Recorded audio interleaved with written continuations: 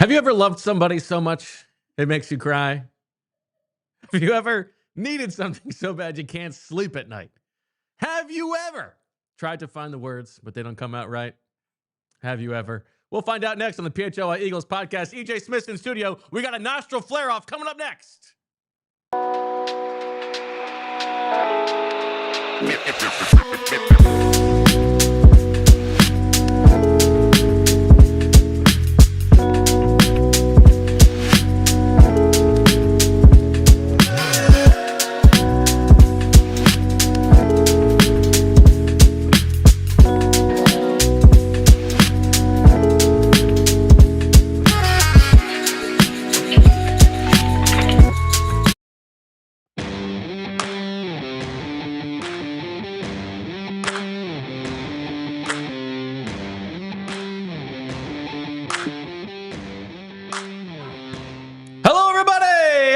Welcome to the PHLY Eagles podcast live from the Xfinity studio, presented by Bet365 and TrueMark Financial Credit Union. Bo Wulf, EJ Smith, 2 days away from the season opener. EJ, how you feeling? I am feeling pretty good. I'm definitely in that NFL beat writer mindset where I don't know what day of the week it is. A little thrown off, football guy. It's a Friday to me. Patullo says it's Friday, it's Thursday, so it's actually Monday. It's classic. But I am excited for the show. I'm excited to talk some Eagles Cowboys. It's week one. You know, a lot of energy. Week one. Feels good. 2 days away. We haven't talked in a while. Yeah, and I just got dusted in a nostril flare off. You came at me like, you know, I'm the big head honcho in the nostril flaring game. You don't know what you're dealing with here. This is amazing podcasting here. I don't know. You're not a go-to trick on the schoolyard. You're not hitting it as good as you were before the show. I think How dare you? I think the lights are too bright for you. No, you want to go? Let's go head to head here. So you can't. Oh, who can't handle it now? You can do it a lot faster than me. You're goddamn right. It's not bad. You're an 85th percentile nostril flare. Wait, do it again, EJ. You can't come at me. There you go. Okay, EJ's up now, Bo. Oh, okay, pretty quick. You've got like some action like in your throat going there too. Listen, you know that Fran is not always he's a truth teller. He likes to come at me when he needs to, and even he's in the chat saying Bo is an excellent nostril flare. It's a tough day. It's a tough way to start the show for me. Listen, this is the kind of hard-hitting football analysis that you can only get on the PHLY Eagles podcast. Now, one other thing to tell you about. It is September. First show of September. September is the giving month for our friends, our partners at Big Brothers, Big Sisters. So you will see on the YouTube today, on the show, beneath the show, there's a donation button. If you feel generous enough, if you feel so moved, now is a wonderful time to give some money to the good folks at Big Brothers, Big Sisters, obviously making an important difference in the community. And it was good to make the Ospreys a big thing in support of them. So, you know, do what you can do for them. Okay. News from the practice field. We have not talked since Friday, EJ. A lot has happened since then. You've seen some practice, like a little bit of it. You have talked to players in the locker room and both coaches as well. Give me first where we stand on the injury front ahead of Thursday night. Yeah, well, I mean, aside from Tanner McKee, who hasn't been throwing in practice, I'd say that Landon Dickerson is probably the one that I am most keeping an eye on, the one I'll be most interested to see what his designation is on the injury report. He practiced on Sunday without any limitation. Let me say this. No injury report. There was no injury report, so he did not seem limited on Sunday, but he was not at practice on Monday, not for any injury, but for a back injury. He was not present at practice at all. He was at practice today on Tuesday. But again, and the other thing is Nick Sirianni was asked about Landon Dickerson, said that the fact that the knee wasn't listed on the injury report is indicative that it would not have held him out of practice. So It's a subtle distinction, but like the fact that the knee, it's important. And it's important because it means that the knee would not have kept him out of team drills. So the meniscus surgery that he had last month, that seems like it is, progressing well. Is he 100%? I think that's a very valid question to ask. And then the next he's definitely question, not 100%. right. And then the next question that you get to is this back injury a compensatory injury? I don't have the answer to that. The knee bone is not connected to the backbone, but it's it's putting more stress yeah. on your back potentially because of the fact that you maybe can't use your leg, your right leg the same way that you would. So I don't know. My guess is he plays because we've talked about how tough you think he will play. This is a guess because Pure speculation. Because of how tough he is, because of the fact that he was out there for Tuesday's practice, I would guess that he plays. The question then becomes like, what does he look like playing? Is he? My thing is like, is that worth it? Like, listen, I am not wired like a football player. Obviously, Landon Dickerson, I'm sure, if he thinks he can play, is going to play. He wants to be out there. He feels like he owes it to his teammates. He also wants to be out there just for himself. Yeah. But from an Eagles perspective, from a top-down perspective, without knowing the specifics of the injury, like, man, they don't play another game after this for another 10, 11 days. That's a great point. In service of, like, this team being at its best in the long run, I sure would want to rest him for one game if he's dealing with all of a sudden a back injury too. Like, yeah, I don't know. That's kind of how I feel. Even just the meniscus. Like, we are not under the illusion that Landon Dickerson's suddenly healed from this meniscus thing. Right. He's got the sleeve on his leg. And I think this is going to be a situation where he has to tough it out this season. You add the back, again, wondering if they're connected. You do wonder if it's worth it at some point. I still think you're probably feeling like he is a better option than Brett Toth or Matt Pryor at that spot. I think it's important to note that Brett Toth took the reps at left guard during individual periods, which is all that we can see this time of year.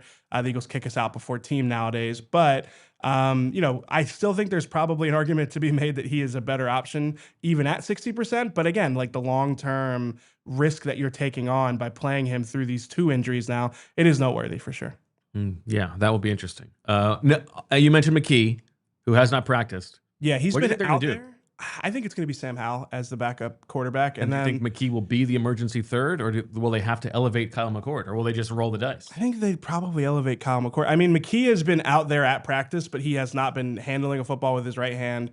He has been like snapping the ball to the other quarterbacks, or like, I saw a picture of him from Martin Frank today where he's holding the ball in his left hand, like with his right hand up next to it, kind of like he's almost mimicking like a throwing motion, or, at least going through some of the mental reps, the stat side of things. But yeah, I feel like if he can't handle a football, he's not your emergency quarterback. I kind of think he will still be the emergency quarterback. You think so? You think just like catch the ball, if it gets all the way down to that? I mean, he's not on IR, so it must be a matter of pain tolerance to some degree, right? And so if it gets to an emergency situation where they've lost both other quarterbacks, I feel like more confident with him. He could tough it out. Also because I expect they want to. Well, first of all, I would be more confident in him than Kyle McCord. Yeah. And second of all, I think roster-wise, I think they're probably going to try to promote two other guys anyway. That's a good point. Yeah, because you've got Covey. And to be the emergency third quarterback, you have to be on the active roster. So. Nah, I think they changed that rule. Really? Yeah, I think that they changed that rule. It used to be that way. Huh. There was some talk in the media house about that yesterday, about that rule changing. Okay, well then maybe not. But still, that would be one of the promotions. Yeah. Who's your other promotion? I'm missing somebody. Well, Covey and then who? Maybe Marcus Epps. Maybe Patrick Johnson for special teams. Was listed as limited on the injury report. Well, that's the other one we need to talk about. Yeah. Because that informs who's going to start here, and that is all speculation as well. 3 defensive positions listed as like slashes. Yeah. On the depth chart. Talked to Vic Fangio yesterday. He's playing coy as much as he can. So tell me this: linebacker, second corner, and safety. Who do you think starts, and rank them in order of how sure you are that that's the correct answer? So I'll start with linebacker, which is where I feel mostly confident that Jihaad Campbell will get the start and get most of the snaps. I found it interesting that Vic Fangio was asked about, would he rotate those linebackers? Would he rotate at that position? This is interesting. And he's very like blunt about things, and he was just like, nah, I don't really want to. Yeah. That's not the plan. So tough for Jeremiah Trotter Jr., I would say. Tough draw. Yeah, it really is like he didn't give them a reason to put Jihaad Campbell over him on the depth chart. Jihaad Campbell just went out and earned it. Yes. By the nature of him having more physical traits and just being a little bit higher upside at that spot. I also think that does, I mean, listen, we expected it was going to be Jihaad Campbell anyway. Yeah. He also didn't play in the third preseason game, and Jeremiah Trotter did. Like, Yes. it's been trending this direction. But it also, I mean, that does kind of give it away, because if Jihaad Campbell wasn't going to be starting, They would rotate. he's going to get in there at some point. Yeah, Like, so you're absolutely. going to want to Yeah. get him some snaps. So the fact that they're not going to rotate, I think it's pretty clear that it's going to be those two guys. Yeah, so I feel pretty good about that one. And I also think that that's the right decision. Yeah, I agree. I think that the Zack Baun, Jihaad Campbell experience, we've talked about it. I think that those two guys offer a lot of versatility and a lot of options to Vic Fangio. So no, I think it makes sense. Again, Jihaad Campbell earned that job. He was one of the best Yes. players in training camp in terms of improving his stock, improving the way that you viewed him going in versus how he left. So yeah, I think that he'll be the starter at linebacker. At corner, Now, is this where you are the second most? Mukuba, if Mukuba were healthy, I think I'd put safety last. But I think I'm leaning. I don't know. We disagreed on this yesterday. I know, but that was before he was limited in practice. Yeah. Yesterday, I thought Mukuba might be the week 1 starter, but The fact that he's limited makes me feel. I do now lean And Sidney Brown. Also, like let's do this now. I want to read the tea leaves because again, these guys aren't going to say much about who's Right. going to start at outside corner. But let's read between the lines on some of these quotes that Okay. make me think that Adoree Jackson will be the second cornerback. I feel opposite pretty Quinyon confident Mitchell. that it's going to be Adoree. So Nick Sirianni was asked specifically about Adoree Jackson. And he went on about how he is sticky in coverage and he's always around the ball. And then he mentioned the fact that Adoree Jackson can shadow receivers and said that that is something that the team will need this week against a good receiving and tight end core. So to me, that sounds like Quinyon Mitchell might travel and Adoree Jackson might be a valuable player because he can play on both sides of the field. They're Yeah. comfortable with that. And then, because you might say, well, EJ, like maybe that's a smokescreen. I still think that Jakorian Bennett could be the option at outside corner and might be a better option at outside corner. Vic Fangio on Jakorian Bennett. I like him. He's got good speed. He's got a good attitude. He's got a good football brain. Well, Brand. Love that. Showing some good cover ability. I'm sure he'll be out there at some point this season. Could be this one too. So to me, that sounds like, I mean, I think it aligns with our reading of that position, which is that it feels like Adoree Jackson's the week 1 starter at outside corner. It feels like Jakorian Bennett could be the option at some point down the road, especially if Adoree Jackson gives them a reason to make a change. I think Jakorian Bennett is kind of that next one up at that position going into the season. I think I agree with you that it's Adoree Jackson. And I do have to tell you, this feels like who's going to start for the Eagles? It's kind of a big deal, right? Yeah. It's the big deal. Presented by our good friends at Cherry Hill Kia. Listen, I know some people buy Kias elsewhere. I don't know why. Cherry Hill Kia is the place to go. I do think it's going to be Adoree. Now, the Vic Fangio saying Jakorian's going to get worked in at some point, probably, I thought was also kind of giving it away and informative. Yeah. But it also it tracks with Adoree didn't play in the last preseason game. The other guys did. Yeah. I would put at like 90 turkeys that it's going to Oh, be you go Adoree 90 right now. Yeah, the Devin White experience from last year would make me a little bit. Fair. I mean, I'll still be in the press box looking at the 7-on-7 reps to see who's out there. And I think it will be Adoree, but I could see a surprise. So I might go like 75-80. I'll go a little bit softer on that. That's Adoree. You were in a singing mood today. Yeah. Why not? Like I said, it's week 1. Everyone's one. excited. Come on. Safety. Safety is my last one. If Andrew Mukuba just didn't hurt his hamstring, I think this would have been sewn up. Me too. He had that after the Browns preseason game. He really had that momentum going. He got all the first team reps. Uncle Mo. Are you a big momentum guy? I love Uncle Mo. Okay, all right. Some people don't believe in momentum. Well, it's not that I believe in momentum. I just love the phrase Uncle Mo. Uncle Mo. Okay, Yeah. so you're not a big momentum guy then. I think momentum deniers are not necessarily in the right either.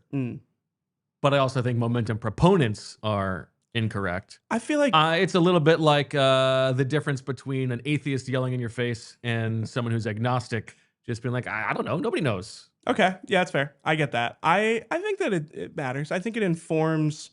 Like, I feel like in a game. All I know is I'd rather have Uncle Mo on my side. Yeah, I feel. Sounds a little weird. What? I don't know. It just didn't hit my ear in the right way. Uncle Mo is invited over any night. Oh, you know what? You know why? It's the Succession joke. Oh, yeah, that's right. I forgot Something about Mo. that Yeah, just- Mo yeah, Lester. Mo. That's right. Forgot about that. Just didn't. Yeah, that hit my ear and was like the Yeah, Succession. yeah, Okay.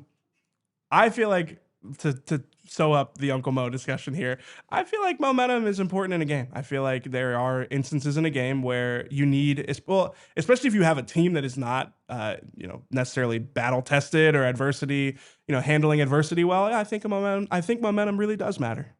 Ratchets up the pressure if things aren't going well.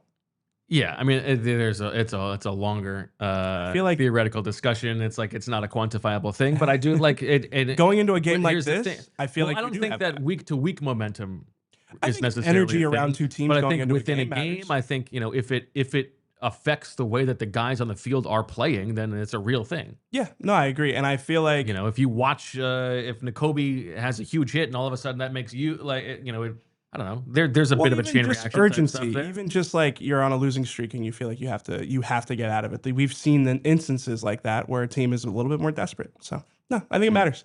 Okay. All of so- that is to say that you think Sidney Brown is going to play because Andrew Mukuba is lost some momentum. Yeah, Yeah. because Sidney Brown didn't have a bad training camp. I feel like we just sort of, and I feel like we sort of discount him because Andrew Mukuba is kind of the new guy and he was drafted by the Fangio coaching staff. Well, drafted with the Fangio coaching staff in place. He seems maybe more like a better fit stylistically for what they want at that safety spot. But at the same time, Sidney Brown had a solid camp. And yeah, I think that with the time that Andrew Mukuba missed, I feel like Sidney Brown should probably, I would guess he will be the week 1 starter. I think this is another one that Andrew Mukuba might be the week 6 starter.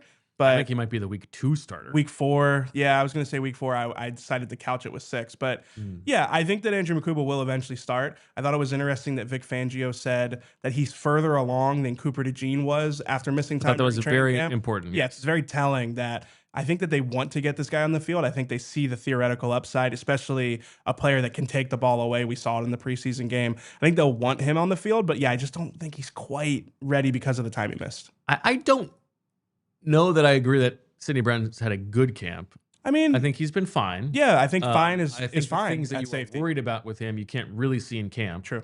But I'm also willing, this is the Fangio. I'm not going to put a ceiling on a guy. I'm willing to believe that Sidney Brown, came in last year and he was playing from behind, not having had any offseason reps in the defense, and then he was still banged up, and then. As he told me this summer, he then got injured again and was playing through something else after he returned from the first injury. So he is a healthy player now. He's a smart guy. I think there's every possibility that he could play well, but it does feel like the fact that they, with Vic at the helm, drafted Mukuba in the 2nd round makes you feel like it's only a matter of time. Yeah, I mean, I had to remind myself, those guys were drafted 2 spots apart in the draft. Brown was 66 overall, Mukuba was 64th overall. Again, different coaching staff, but I don't know. It is is there at least a possibility that Sidney Brown runs away with the job?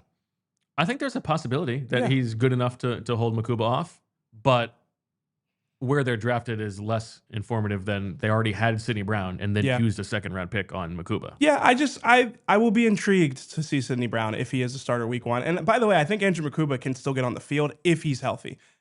If he's cleared he to has play, been the dime. Exactly. He's guy. been the dime defensive back, and I could see them using him in that role. Right. I think that he is well suited for that role. And that might be his graduation into the defense is kind of earning it with those dime snaps. Okay. Well, that'll do it for the big deal presented by Cherry Hill Kia. Anything else on the injury front to keep an eye out on, or personnel-wise? Who's going to be the returner, do you think? I think it's Britton Covey. You think they'll just elevate Covey? A chance to talk to the BC man? I mean, just in passing, welcome back. Britton Covey, he is like a hot commodity in the Eagles locker room. Yeah, it's true. He's so friendly So and nice. It's almost at the expense of his time when the reporters are in there because there's usually a line. So I haven't gotten a chance to talk to him in depth yet about his experience in LA and just see how he's doing. But yeah, I gave him a welcome back. I said welcome back, Britton. So okay. Any other good stories from the locker room this week? Did you see the Adoree Jackson thing about Cooper DeJean? No. You didn't see this? No. He said he was asked about Cooper DeJean being versatile enough to play outside corner, nickel, safety, and he's like, "Yeah, that boy, he got a little melanin in him." So that's pretty good. And then my favorite thing is after that, he said that he had told Cooper that before, and he's Yeah. like, "I don't know what DeJean, what nationality that Yeah. is, but he said it might be Creole because that boy, he got something to him that we just don't see." Which I enjoyed that. I thought that was funny. Adoree Jackson, Absolutely. it's a good interview. He's funny. I got to figure out how to get him in the Wolf's Den. Super chat from Justin. TIA for another season of relentless coverage. EJ makes an already elite duo of Bo and Fran even better, mostly since there are no Fab Five references now. That's uncalled for. I don't even know what you're talking about, Justin, but that's uncalled for. But thank you for the kind words. Thank you, Justin. That's very nice. But Justin's a Michigan State man, so that's why. Okay, fair. Shout out to Justin. Okay, reset. We're going to take a little break. On the other side, we're going to get a little behind enemy lines, a little perspective from our friends at DLLS. Jeff Cavanaugh going to tell us what the state of things is for Cowboys fans as their world is on fire with no Micah Parsons. But we start, before we get there, with, of course, our friends at Bet365 are presenting sponsors where it is never, ever, ever, ever, ever, ever, ever, ever ordinary. And listen, I know you gamblers out there. I mean, week one, it's like Christmas. And that's what they tell you. First couple weeks is the chance to really cash in because the books have not necessarily caught up to the current truth of these NFL teams. Now's the time. And you can start with the single game parlays on Sunday, the SGP Sundays, which you can only use on Sundays. It's never ordinary at Bet365. See for yourself with the SGP Sundays. Place qualifying parlay bets totaling $20 or more on Sunday's NFL games and get up to $25 in bonus bets. Terms and conditions apply. Download the app and use code PHLY365 when you sign up. Whatever the moment, it's never ordinary at Bet365. There's also the early payout offer for NFL and college football where you are a winner if your team goes up by 17 points. Last NFL season, both money lines were paid out 4 times because of early payout offers and the end result in the game. Applies to college football as well. Last thing, just a reminder, new customers now get $200 in bonus bets when you bet $5, win or lose. Sign up, use the code PHLY365, deposit $10, and place a bet for $5 to get $200 in bonus bets if your bet wins or loses. Bonus bets can be used on the spread, totals, player props, futures, and more. Whatever the moment, it's never ordinary at Bet365. Must be 21 or older and located in Pennsylvania. If you or someone you know has a gambling problem and wants help, call 1-800-GAMBLER. Next, we are going to tell you more about our friends at Cherry Hill Kia. If you're looking for the dealership with the most inventory and super low lease payments in the Philadelphia area, Kia of CherryHill.com is the place to go. Choose from over 450 new Kias, including Tellurides, Sportages, K5s, Carnivals, Celtos, Souls, and more. I've got to tell you, Kia is the hottest automotive brand in the country for a reason. 7 of their models received 2025 Car and Driver Editor's Choice Awards. That's amazing, considering there were more than 450 models tested and only 20 models industry-wide received this award. Combine that with the best warranty in the automotive business.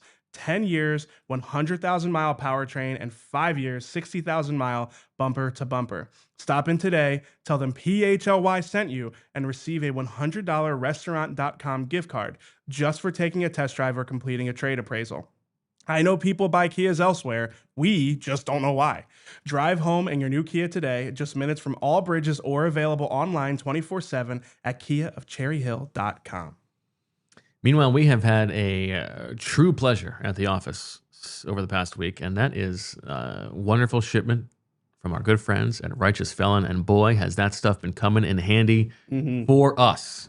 If you are craving the perfect snack that satisfies your hunger and provides the right amount of protein to fulfill your body's daily needs, we've got the solution for you. It's Righteous Felon Beef Jerky and Meat Sticks. Righteous Felon traces its roots back to the hallways of Downingtown Middle School and was officially launched by lifelong friends in their apartment kitchen after college. The Exton, PA-based company has been making all-natural, premium quality, better-for-you meat snacks for over a decade and evolved into the region's preeminent jerky brand. The packaging is fun and engaging. The flavors bold and tantalizing. The texture tender and soft. These are, without question, the best meat snacks around. And we are only 5% saying this because they're paying us. It's true. The sticks, I have been blown away by the sticks. I was never a stick guy. But these, like, you can taste that it's better ingredients. You can taste it. What's more, Righteous Felon helps fuel your favorite Philly athletes by working with the nutritionists of each local pro sports team to provide jerky and sticks for players to eat before and after workouts and as a refueling snack during games. So if Righteous Felon jerky and sticks are good enough to keep Philly's pro athletes performing at the top of their game, it's got to be good enough for you, the average jabron sitting at home or driving in your car. Now, if you're the kind of person who wants a deal and snacks delivered to your doorstep, you can order online at righteousfelon.com using the discount code PHLY20 for 20% off. They have all kinds of cool variety packs and bundles on the site, so it's also the perfect gift for that special meat snack lover in your life. Again, that's discount code PHLY20 for 20% off your order on righteousfelon.com. Of the game on Thursday night. So we bring in our friend Jeff Cavanaugh from DLLS. Jeff, it has been a quiet couple days down in Dallas, huh? How are we doing? Oh, yeah. Yeah, it's always quiet down here. Yeah, I mean, we call me when the agent of a guy who's not on your team anymore is making the rounds doing first take. That's what we have going on right now. It is insanity, but we're used to it. This is the show we enjoy. You guys want to win the Super Bowl. We want to be on TV. There you go. That is a very Dallas spin. Now, yeah, I mean, honestly, given the trade and what I imagine the reaction has been from Cowboys fans, like, is this game on Thursday night kind of secondary? Is it kind of like not the most pressing thing for Cowboys fans right now? No, I don't think that's true, and I desperately want to tomorrow, Thursday, and the rest of the season. I want to so badly. Once we get to football, not let the really bad general manager distract from the main thing, which is the football. I hope this is the last day of it, but it pops back up when Micah Parsons' agent is on first take because Jerry's been lying about things for months, including his own, like, things about him individually. Like, he deserves to have that moment to go on and correct that. And so it's like, okay, well, now that's happened. Now we got 2 days. We have 2 days to get ready for a football game, and then we'll be football ready. Owner of the Cowboys, best owner in the history of sports. GM of the Cowboys, worst GM in the history of sports. So here we go. All right, well, let's talk about the game then. Let's flip to it. Let's start with the Cowboys defense, since that's where, you know, there has been the subtraction and the monumental addition of Kenny Clark, which has changed the face of this Cowboys front. We know how much they struggled to stop the run last season. Are you expecting them to be better on that front this year? They were about as bad as you could possibly be last year. So I would think just random variance gives you a chance to be better than that. I don't think they'll be a good run defending team. And I'll tell you what, I'm going to tell you a secret. Dang it, I'm going to do it again. Micah's gone. Stop talking about Micah. Micah's a better run defender than people give him credit for. If you say Micah Parsons can't stop the run, you haven't watched Micah Parsons play football. Is he a consistent point of attack? We're coming right at you. I'm going to stand here, shed this block, and make a play. No, but he'll do that some, and then he'll beat a block real quick some. Like, he's not a worthless run defender. So now adding Kenny Clark, it upgrades you at defensive tackle in 2 ways. One, because Kenny Clark is still a good football player. And 2, they didn't have another NFL defensive tackle on their entire roster, really, outside of Oso Odighizuwa. So at least you have the opportunity that they could be solid with at least their top 2 defensive tackles.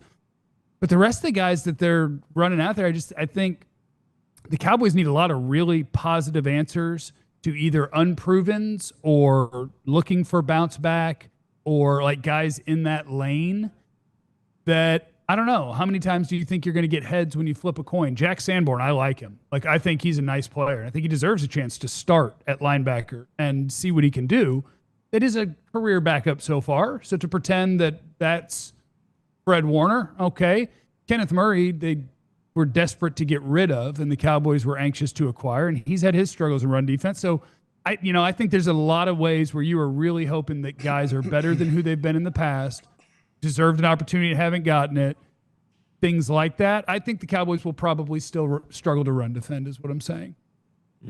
Go ahead, EJ. Jeff, I wanted to ask you about the pass rush side of things for the Cowboys front. You know, we are waiting to see if Landon Dickerson is going to be available for this game. You mentioned Osa Odighizuwa. Is he the primary guy who might benefit from Dickerson either missing the game or if he does play being potentially limited along that interior? I guess, how do you view the pass rush post Parsons against this Eagles pass game? I think it went from a group that I felt like was about as good as they had. Like when you talk about things the Cowboys are going to be good at, pass rush was the very, very, very, very top of the list. Maybe the top 2 wide receivers, but was the very top of the list. And then I was surprised when we revisit that once Micah's gone. And I guess I shouldn't be surprised. I was like, well, I really felt really good about their edge group. You have Parsons, and then you had, that guy's a nice pass rusher. That's a rookie that I think can rush the passer. There's a good run defender. And it felt really good. You take Mike away, and I'm like, oh, now it's just a bunch of part-time dudes that you're going to hope can do more than you think that they can do. Osa's probably going to have to be the guy. I do think Kenny Clark played through a bum foot last year, and I will say this. Like, I'm not a fan of going to any particular website and just looking up a number grade and being like, oh, that guy isn't any good anymore. Jeff, you are speaking my language, my friend. You are speaking my language. I went and watched Kenny Clark play football last year on that bum foot. Kenny Clark can play. Like, you can take your 50 whatever and just chalk that up to a bad grader. He can still play. He may be the best defensive tackle on this football team. And Osa's a nice player, especially as a pass rusher. So it may be that the best thing the Cowboys have pass rushing is on the interior and that Osa is the guy that benefits the most. But they're also, like, he's going to be dealing with a whole different world. Osa Odighizuwa got to be an afterthought. Now, I don't think that there's anyone on the roster that teams are going to, getting ready in game week, go, what are we going to do with this dude? Which probably makes Osa the closest thing to that. And so I worry about that pass rush. I worry what you're going to be able to do when you don't have a guy who gets double teamed every play and still wins every play. And now everybody gets to kind of go one-on-one. I don't know how it's going to work out. I want to live in optimism land because, sports fans, it's not fun if you don't believe before a season even starts. And I know we have a lot of fans that get mad at me because I'm not super optimistic right now about everything. But, you look at it just across the board. You look at Eagles offensive line, Cowboys defensive line. You say, you're going to get after that quarterback, right? And I'm like, yeah, sure. But the reasoning is because it's week 1 and I hope they do. Right. We haven't been proven wrong yet. Yeah. Yeah. There must be at least some optimism that Matt Eberflus is a competent defensive coordinator, and maybe was Peter principled as a head coach, but has some good schematic ideas and can coach ball, right? Well, even he's going to have to be different than what he's been. Because they had a press conference after that trade and said, we weren't going to do this unless Kenny Clark was involved. We really want to stop the run. Micah can't stop the run. Kenny Clark can stop the run. And I'm like, you do realize every single year in the NFL and free agency, you can get a run-stopping defensive tackle for less than $10 million. Stop pretending you had to trade your best player to stop the run. How about get 2 ones from a team that's going to be bad? How about start with that? Yeah, how about do this at a time when other teams could get involved? The general manager is the worst in the history of sports. He's terrible at his job. He's unqualified. I hate it. But anyway, what was the question? We were talking about Eberflus. So even Flus, and the way that they tried to spin it after a terrible trade that they made because Jerry got mad, and he says, don't let your money get mad. The justification was, and Flus can scheme pressure. So you know what we do? We immediately go look at his history. He hates to blitz. Yeah. He doesn't want to do it. And when he does it, he's not successful. And when they can't, his only answer ever to do it was to trade for a better pass rusher. So that's made up. He does not want to scheme pressure. He does not have a history of scheming pressure. And the answer was not scheme. The answer was go find a better player. Yeah. So it's just everything is. Sounds like the defense could use a Micah Parsons type. Boy, they could sure use Micah Parsons. All right. There is at least, though, on offense, there are things to make Eagles fans scared. I think the Eagles are not worried about the Cowboys defense, but to have George Pickens now, which will take attention away from CeeDee Lamb and open things up, change the space a little bit, that has got to be where you feel like the Cowboys can hang their hat this year. Yeah. I do feel like that's backwards. I think you can say that they've added a really good number 2 wide receiver, and that's going to create space for CeeDee Lamb. I think it's more so that just George Pickens will be more able to take advantage of CeeDee Lamb's existence than anyone that they have had before. Like if you want to change who you're prioritizing stopping and go do that for George Pickens, I welcome it. Sure. But yeah. That's the hope, is that they're good enough on the offensive line at both tackle spots in pass protecting that you can score 30 on people. That's what it's going to be. I mean, I even think at running back, Jaden Blue, the 5th-round rookie, has explosive ability. He's been hurt. He did camp. What to the rookie? What did I say? He's a 5th-round rookie? I thought I said 5th-round rookie. No, this is a callback. Jaden Blue, the 5th-round rookie. I didn't know that he was allowed to do that. You know, Christian Wilkins got released for far worse, for far better. Oh, I don't remember. I'm lost. My ADHD. It's okay. This is self-referential. This is very sophomore humor from Bo. Okay. So anyway, and because I also think the Cowboys, they intentionally accidentally downgraded running back too. Yeah. Rico Dowdle's a better player than Javonte Williams, and if they would have waited literally 36 hours instead of just diving into the bottom of the barrel, they could have signed him for the same amount. But again, front office ineptitude, the GM's the worst ever. So yeah, what you have is Dak Prescott, CeeDee Lamb, George Pickens, Jake Ferguson's a solid tight end. Devontae Turpin is fun and can give you trouble as a gadget or as a screen guy or as a bye-bye run fast guy. And that's what they got. What they got is, can we protect this guy and throw bombs? And anything other than that, they got a chance to be decent covering. Trayvon Diggs, it sounds like, might actually be ready to go week 1, which would be insane to talk about a few weeks ago. Which, once again, front office, he'll never be ready because he's not training with us. But whatever. Why am I so mad? We gonna throw bombs. You're doing great. Don't you feel bad for Miles Sanders? He I don't. At Penn State, it's like, okay, you have to replace Saquon. You're always going to be compared to Saquon. Yeah. He goes to the Eagles. He has a nice little career. And then the Eagles get that guy who turns into the #1 player in football, the best running back season of all time. And he's got to be there week 1 when they lift the banner. Nobody has been more teammate cucked than Miles Sanders has been by Saquon Barkley. He has spent a lot of his career in the shadow of Saquon Barkley. Even it's got to be couldn't wear 26 when he got to college because Saquon had it. Got it with the Eagles, and now Saquon's doing better things in that number than he I feel bad for him. It is tough. Yeah.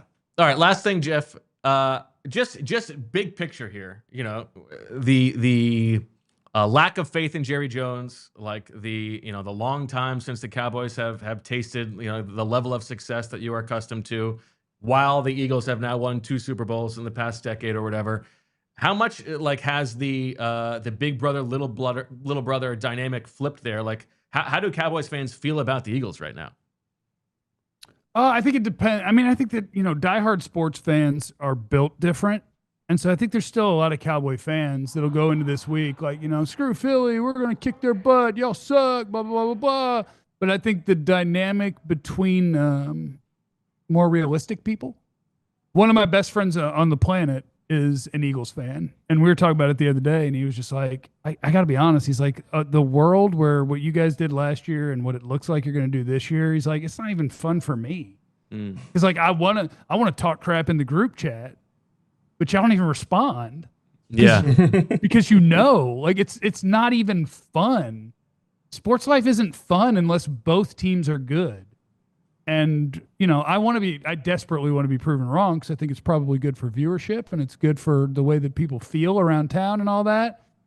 But, I think the Cowboys are probably barreling down the road towards 8-9, 9-8. And the only reason that they could be better than that is because every time Dak's played a healthy season, they've been better than that. But I look at the roster and I'm like, boy, that's a lot to overcome with a tough schedule and a tough division. And, it's a lot to ask. And so, yeah, I think the dynamic is weird where, do I want the Eagles to lose every game? Yeah. But do I want them to lose with passion in my heart? No, because I just don't think that it really benefits me anyway. Yeah. All right. Well, I think that's well said. Maybe a win on Thursday night changes things, though. Yes, exactly. Well, A all it win on takes is Thursday one. night would change Week one. everything. Absolutely. It would change everything. I would come back on here and be like, I told you your team was terrible and that we were going to the bowl. So get ready for that. Dak's 2-1 in his career against Jalen Hurts. We have a 67% chance to win this game. There you go. All right. Maybe luck is on your side. All right. Thank you, Jeff Cavanaugh of DLLS. We'll talk to you later. Thank you, Time Jeff. for a quick break here on the PHLY Eagles podcast. If you are a football fan, which, I mean, listen, if you're watching the show and you're not a football fan, why? What's going on? But, so I'm talking to you. You got to have Xfinity. Xfinity is the ultimate sports destination. You can find the best games and your favorite teams all in one place, and the way that you can watch with Xfinity is next level. It's the perfect fan flex. You get all the action right in your living room, plus Xfinity's best picture and sound with enhanced 4K, so clear it feels like you're in the stadium. Sometimes, if the Eagles are, let's say they got a Thursday night game and you got football Sunday, you can have up to 4 games at once, because why not? And on top of all that, you get real-time notifications, live stats right on your TV. It is the best seat in the house every time. Next game day, make sure that the big fan isn't a big fail. Learn more at Xfinity.com. Xfinity, imagine that. Restrictions apply. Multi-view requires Xfinity 4K capable TV box. And if you're looking for a seat in a stadium instead of the best seat in the house, we've got you covered with Game Time. Now that football season is finally upon us, we all know the rush to get last-minute tickets to Eagles games is about to be in full force. We all know the team is going to be getting everyone's best shot as the defending champs on the field, and you, the loyal fans looking for affordable seats, home or on the road, could as well when it comes to queues, login screens, and price jumps at checkout, fighting for the perfect seats. That's where Game Time comes in. The Game Time app gives the advantage back to the fans. It's the hack for unlocking amazing tickets and experiences in a few taps. It's incredibly easy to use, and the Game Time guarantee means you can trust you'll get 100% authentic tickets on time and at the best price. Plus, fees are always included, so what you see is what you pay. When my family members ask me which Eagles games they should circle this year, I make sure they pull up the Game Time app because of how easy it is to pick out great seats at a great price. We're talking in-division games for less than $130. Take the guesswork out of buying NFL tickets with Game Time. Download the Game Time app, create an account, and use code PHLY for $20 off your first purchase. Terms apply. Again, create an account and redeem code PHLY for $20 off. Tap, ticket, go. Download the Game Time app today. Dropped off my daughter at her first day of school this morning. Back to school season fully in, and boy, was there a lot to do to prepare. You have the nap masks, the lunch containers, the extra clothes, the tissue boxes, all that stuff, the works. Preschool might be pint-sized, but let's be honest, the costs definitely are not. That's why this year, if you're planning ahead, you'll be using the TrueMark Financial Credit Union debit card that earns rewards. Every time you swipe that card and choose credit for your back-to-school purchases, whether it's snacks, school shoes, or that very cute backpack that you know you just can't resist, you will be earning points. And those points, they can be redeemed for cash, travel, or retail gift cards, merchandise, and more. If you've got your eye on a gift card that will use to help cover part of your school supply haul, it feels good knowing that getting a little bit of something back is coming your way with the TrueMark Financial Credit Union card. If you're already a TrueMark Financial Credit Union member, be sure to check out your debit card benefits before you start shopping. And if you're not yet a member, now is the perfect time to join. Just stop by one of TrueMark Financial Credit Union's 24 branches or visit TrueMark.com to open your account today. That's TrueMark.com. TrueMark Financial Credit Union is federally insured by the NCUA. All right, back on the PHLY Eagles podcast. I do feel like, EJ, if you are in the press box on Thursday night and Jaden Blue is getting the bulk of the work, you got to take a video for me of the press box announcer saying Jaden Blue, the ball carrier. Very sophomore humor on your part. I mean, listen, I knew what I signed up for when I got in the door here, so I can't say I was surprised. But that's how it all started. It's Alfred Blue. Alfred Blue, the ball carrier at the link. That's what he says. I'll send you the video. Well, what are you going to do with the video is the question. Laugh? I mean, probably make the same joke to myself. Like, that's got to be a penalty. I don't know if there's a penalty for that. Oh, I would imagine that is unnecessary roughness to some degree. I'm not going there. Unsportsmanlike conduct. It's unsportsmanlike. Honestly, no, it's more. I think it's pretty sportsmanlike, honestly. It's more unsportsmanlike than it is unnecessarily rough. Oh, I disagree. I don't know. Yeah, I mean, there could be some necessary roughness in there, but I mean, I feel like it is pretty sportsmanlike. He was like rolling through these Cowboys topics, and you just completely derailed the poor guy. He's nice enough to join us to give us the inside scoop on the Cowboys, and here you are with your classic. Imagine doing that to the ball carrier, like as they're running. I hadn't imagined it. Dexterity that would require. Hadn't imagined it. I mean, what an athlete would have to be. Well, he is the ball carrier, so. That's its own conversation. Now that's a good way to not get tackled. You could. The defenders would just be. They wouldn't come near you. They would never see anything like that. I thought we were going to talk about some of my leftover Eagles notes here from the locker room, but you can read on allphly.com tomorrow. If you are a diehard, you got to be a diehard if you want to read EJ. EJ's working on some notes. Okay, let's take a step back. The game starts in 2 days. We got to get there. The quarterback, Jalen Hurts. You are there's something that's a little bit interesting to you about like the conversation around him right now and just the way that he seems to be approaching this season. Yeah, I feel like we're starting to see more indications of what he alluded to himself during training camp, that he is a more confident. I think his demeanor has changed slightly to be more confident and more assured in I guess maybe who he is and what his pursuits are. I don't think Jalen ever lacked for confidence. You know, I definitely don't think that this is an instance of like somebody who didn't have the self-belief and now does. I mean, the guy walks around with like rare breed chains and hats. Right. Like he clearly has a lot of confidence, but I do think we're seeing maybe him be a little bit more comfortable in his own skin and in the situation that he's in. Somebody who, I mean, listen, I'll say his name. Our friend, Zach Berman. I'm sorry, just it's not ringing a bell. He mentioned, or when he talked to Jalen Hurts, or he asked Jalen Hurts on whatever day it was, Sunday.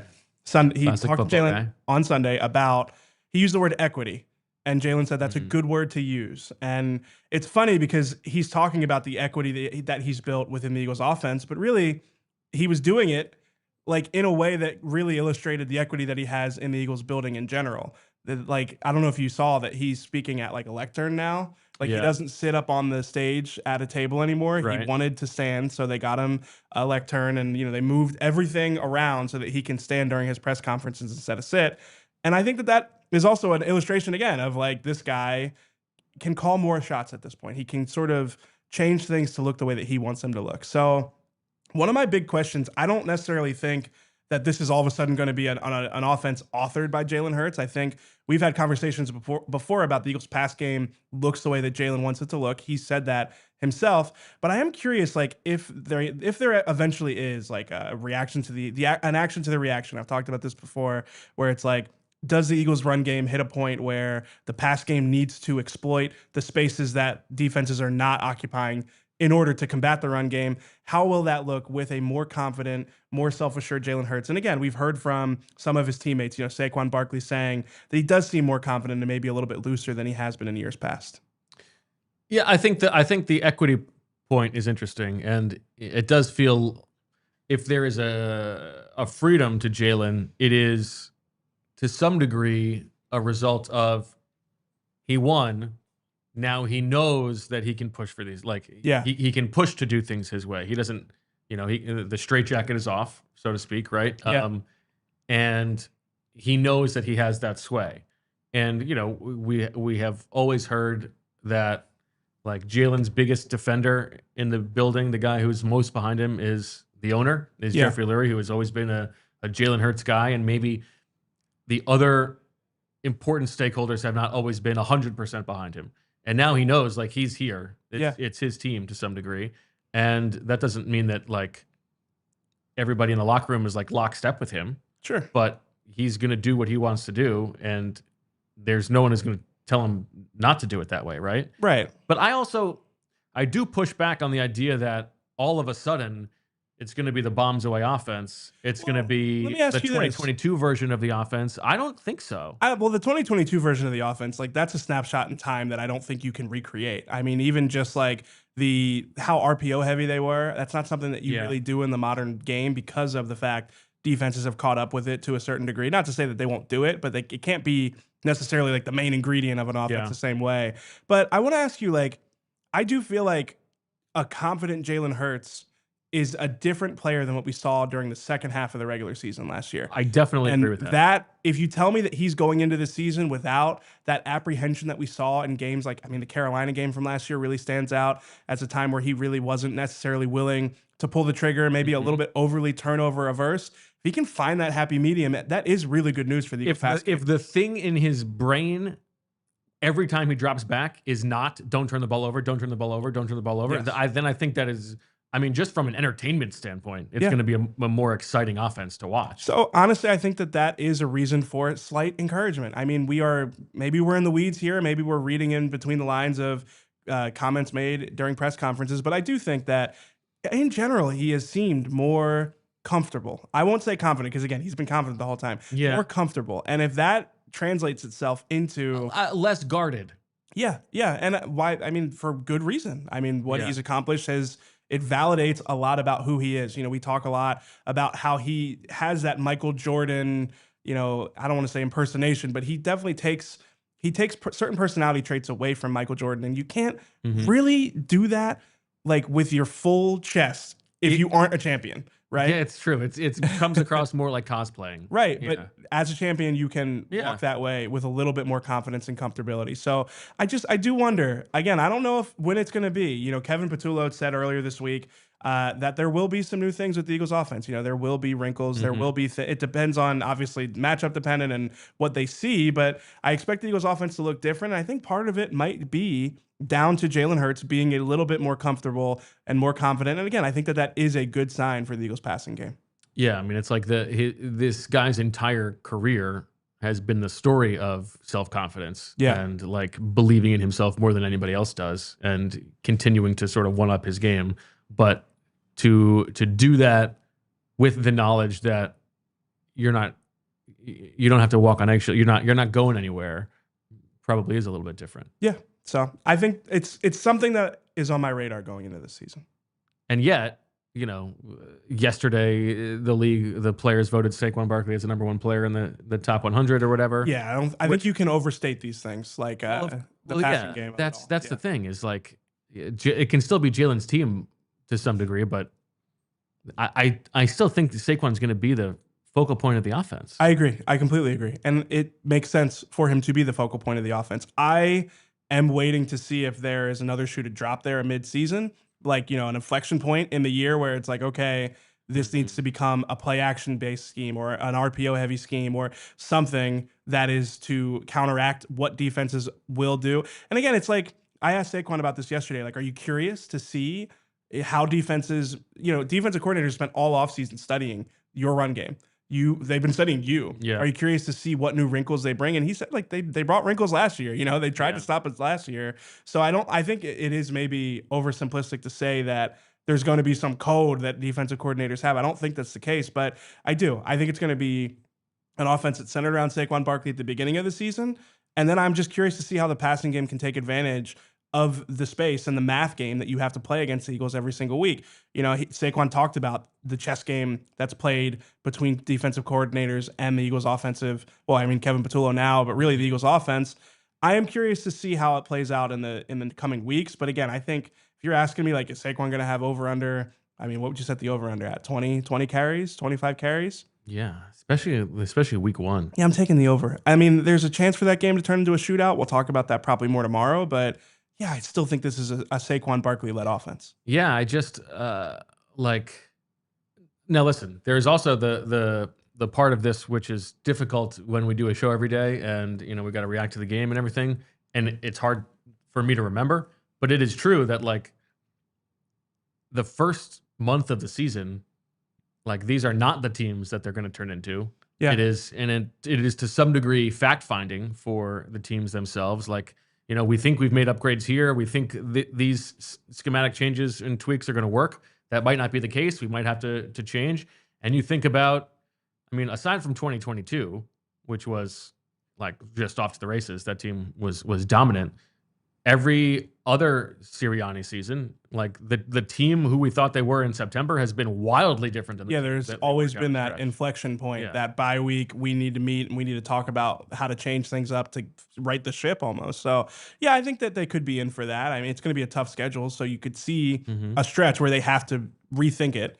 And, they have the firepower offensively to be able to change things up and still have, even a dominant offense. So, yeah, it's something, like I said, it's something that is not necessarily a week one topic. It's more, I think it's going to be something that we see play out over the course of the season. How many offensive snaps do you think Ben Van Sumeren gets in this game? Maybe we'll save this for Swooper. This would be a good Swooper. Oh, what a tease. The return of Swooper tomorrow. I've got some more notes here. At least one. I really want to hear what you have to say about this. Just give the full tease here. Tomorrow going to be what a show we have coming your way tomorrow. A nice, elongated, specific game-by-game preview of the game. EJ, Fran, the professor returns. We've got Swooper, the debut. Can somebody finally unseat the champion? We're also going to hear from Mina Kimes tomorrow. Loaded to get you ready for Thursday night. Do you think Dane is just going to like punch me in the face when he sees me? Like Why the would he Dallas do that? Goddard thing, Jordan Love. I'm a Jordan Love guy. He didn't seem to like that. I'm a little nervous about that. I'm excited to meet Dane. I don't know. A punch in the face. I don't know about that. Not meet Dane. I'm excited to see Dane. You have met him. Yes, I have met Dane Okay. at the Super Bowl. Nice. But like as like a show, as an on-air but he might sparring partner. But he might beat me up because of some of the stuff that I've said in my first couple weeks here. I'd like to see the odds on that fight if you guys do fight. I feel like Vegas is behind you. I'm not I don't know if, I don't think I've ever really been in a true like fist fight before. Yeah. So I wouldn't like my chances. I did boxing, but like not like a true like. But just tail of the tape wise, you've got some advantages. Yeah, but Dane he's a big man. He's not small. Yeah. No, but there's an age advantage. Maybe. There is an age advantage. But I might have the body of like a 50-year-old. Dennis has seen some things. Maybe he's got got some dirty tricks up his sleeve. We need to know how many fights Dane has been in. I'd like to let us know in the comments what you think the odds would be on a 3-round fight boxing. Is this just boxing? Or is it like a fights or fights? Alleyway? No, I don't think. Yeah, this is like a back alley This fight. is a back alley fight. Who's the winner? So you can fight dirty? Yeah. I don't know. And maybe how dirty? Maybe I would say you're the favorite, but I would bet on Dana. Somebody asked me what I bench. Can I answer this? Sure. I'm totally washed now, but I would back myself. Who 1 rep maxes? I could get a few reps of 225 up. I'm gonna say like 265 is probably my max. There was a day that in my day, 315 for sure. Is that high school or college? Okay. I was very strong in college. Now I'm totally washed. I had leg day yesterday, and it was like in the evening. Yeah. And getting out of this chair, I'm dreading it. It's going to be miserable. By the time like I get home, my legs are going to be. Is that shot. every leg day for you, or is it just because you haven't done one in a while? Oh no, I do it semi-regularly. But when you start like if you're really training, I feel like you're probably sore no matter what happens. So, but no, I'm totally washed. Like on the hack squat machine, I try to put like 2 plates on each side. Who am I kidding these days? Come on. I'm not saying. Yeah, nobody's given me like EJ minus 125 or anything like that. I'm curious what the people think, and hopefully we'll find out a little bit more in Bovertime. You didn't sell Bovertime.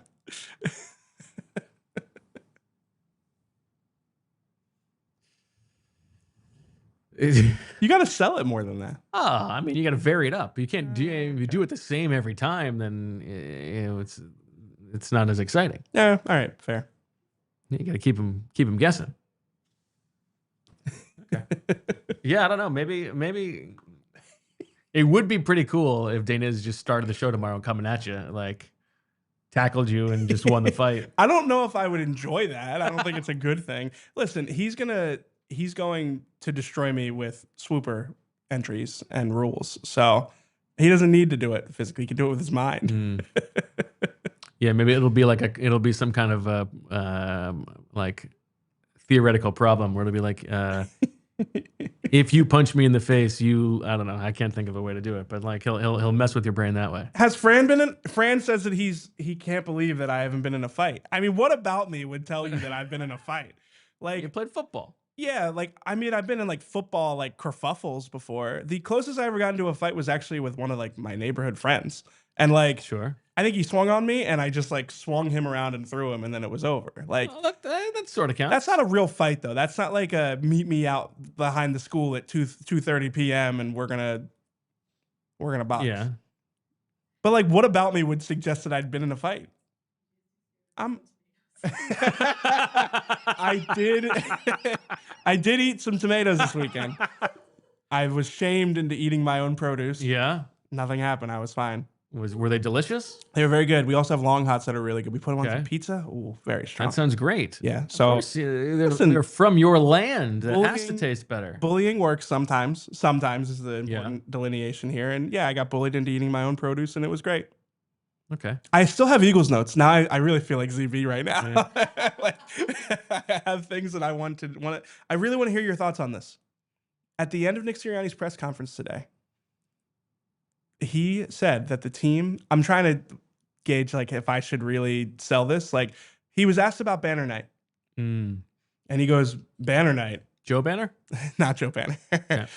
He was asked about the Eagles raising the championship banner before Thursday night's game, and he goes, "Didn't even realize it was happening." Which I don't know about that, but he did say that the players and coaches will not be out there. Well, let me ask you this. How did he know the players and coaches were not going to be out there if he didn't know about Banner Night? Exactly. Yeah. Him being like, didn't even know it was like, happening, but we won't be there. Spit in my face and say, I didn't know. I mean, come on. But I didn't know what's happening. We are definitely not going to be out there. Like, what are you talking about? But this is obviously in line with his messaging. Sure. The Super Bowl is in the past. They cannot think about it. They should not think about it. I did think, a quick side note, Saquon mentioned a message from Nick Sirianni in the offseason I thought was actually pretty poignant, which was, if you think that you're the reason that this is him talking, I wouldn't say we, but if you think that you're the reason that we won the Super Bowl, you're absolutely right. If you think you're the only reason we won the Super Bowl, you're absolutely wrong. I thought that was an interesting one. You don't like that? You're not selling that one? I mean, what person on a football team thinks they're the only reason that the team won? The disease of me, right? Or is it the disease of more? Yeah, I go back and forth on that. I mean, it's a nice, full team meeting line. I think it's a good I don't line. think it's like He's had a that's couple profound. of like messages that have gotten to we've heard about the contribution over credit, which I think is a good one for Jalen Hurts. okay. That's a good one. But what do you think about them not being out there for the banner raising? I think it's a little tough. Like, let them be out there for the banner. Maybe they do it before like the anthem, right? Yeah. And then before, like, you could do it during warm-ups or something like that. Get everybody in their seats. We're doing this now, and then you go back to the locker room and regroup, like wipe the slate clean. I think it's a little bit. It's like a little bit precious. I It's like feel. right before player announcements, so like you could just flip flop them probably. Yeah. I don't know. It's fine. I mean, listen, it is absolutely consistent with the way that he has messaged this whole season. So I think that's totally fine. I find his messaging on it. I'm more offended that I didn't even know it was happening. Didn't even, yeah, that was, Come yeah, on. that's like, yeah. But I find it interesting, this like pretend it didn't happen, we're moving on from the Super Bowl messaging. Like, I think Jalen Hurts' messaging on this has been a little bit more nuanced, and I appreciate that. Like it can inform your future decisions and the way you do things. Right. Like being there, having achieved that, you should learn from it. And I'm not saying that he's saying that they won't, but his like, it's almost like taboo to bring it up at this point. It seems like he is very guarded against not having it seep in. I mean, listen, they're going to see the banner. So like, it's not like. He's probably going to tell them not to look at it. Don't even look up there. Focus on the game. I mean, they gotta stretch their necks at least, you know. Like, I'm sure they're gonna see the banner. Yeah. Jalen might never see the banner. I feel like Jalen will appreciate the banner and then he'll move on. And I think Yeah. that is probably the better way to handle it. Great job by Julia flashing up some new merch on the PHLY store. Check that out. Another reminder to become a diehard. Lots of good stuff coming as football season arrives. What is Fran's for what it's worth here? Yeah. Has Fran been in a fight? What I'm wondering if we're going to get. Or was it a different acronym? Nope. Just for what it's worth. Just distracting us. That's okay. I thought it was like FAFO, maybe is what he meant. Ah. Because I don't think I'd want to fight Fran. No, I have no interest in fighting Fran. Yeah. He's got the base. You wouldn't move him.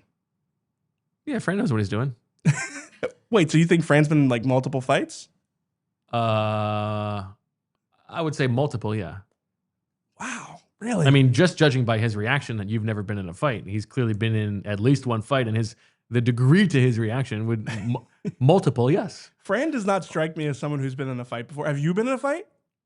Like a real fight? I feel like most people haven't been in a real fight. Fran said he's been in several fights. Wow. And he says he's going 65 to 70 turkeys on the professor. Oh man, that kind of hurts. Fran thinks I'm soft. I mean, he definitely thinks you're soft. I mean, Fran's scouting reports are pretty accurate. Danis has a family to protect. That's an extra level of fight. I can't believe that. I mean, if I had to put turkeys on it, I might do like 52 for me. Yeah. I'm giving Danis the proper respect, but what are you trying to do? You trying to take him down to the ground? No, I don't think so. I've never had to think about how I'd fight somebody. Julia, what's your money on? Wait, Francis, you've definitely been in a fight? I mean, there are different. It depends on what we define as a fight.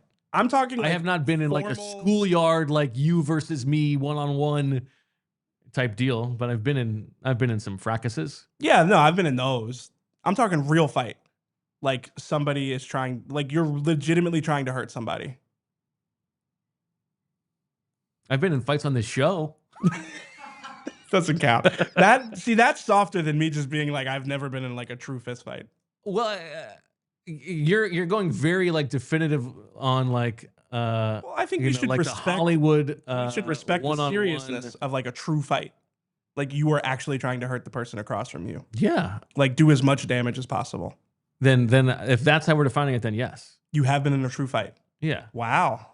Okay. Julia, have you been in a fight?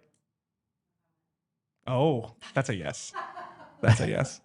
Friend saying that the fact that you're only going to 52, he's pushing up to 80 on Danis. All right, that's fair. I don't think I have it in me. I don't have that dog in me. I don't know. I mean, listen, I feel like Danis might come in thinking he's going to win, but we're just, Maybe I'm just a pacifist. Maybe that's what I'm learning at the back end of the show. That's a good thing to be. More things I'm afraid of. That's a better thing to be. Yeah. Yeah. Okay. We're not going to fist fight me and Danis. We're just going to disagree on like one esoteric football topic. Sure. Although one way to definitely win a fight. I can't wait to hear what this is going to be. Jadon Blue, the ball carrier. All right, that's going to do it. All right, that'll do it for. And then the comments, Fran is calling me a pushover millennial. Oh, man. We got a big show tomorrow, 2:00. Fran Duffy in studio, Bo Wulf in studio. We have got to sit EJ and Danis next to each other just to see if this stuff spills over. Tail of the tape. Onto the show. We've also got Mina Kimes. Lots of good stuff to get to, and some more surprises coming this week from PHLY. So keep your eye out on that front. But for now, subscribe to the channel. We want to get up to 50,000. So please subscribe, comment, like the video, say thank you, Julia, and as always, We love you.